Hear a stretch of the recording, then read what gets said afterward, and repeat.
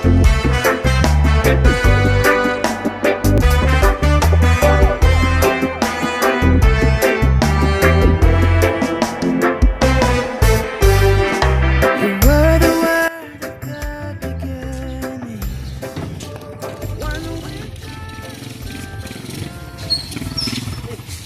bay.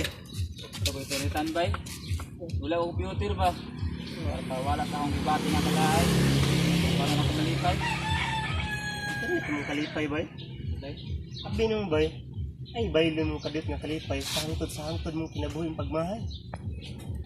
Kawang akong kalipay, karon puro na pagmahay.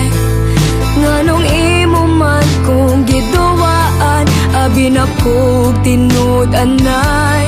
Unsa ang Abi nimo bay. Anang internet tangi mong kalipay. Mura na sa gugma. Sa extend pa nimo ang oras, mabot din ang panahon nga mahuman ka. Nailaing mo lingkod aron pulihan ka. Ikaw pa rin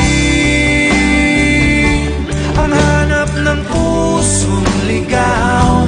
Ikaw ang patutunguhan at pupuntahan. Pag-ibig mo.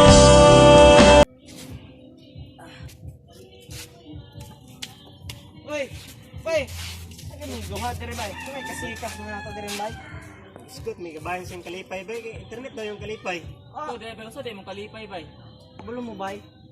Karang kalipay din ang tingog ng kalipay bay. Akong kalipay, unang pulong sa Ginoo bay.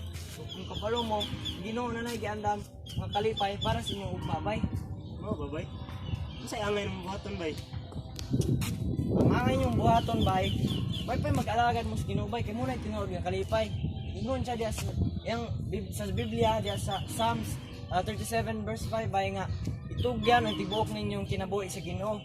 Salig kaniya og tabangan kaniya bay. So munay gusto sa Ginoo para mag-alagad ta bay. Mao ba bay?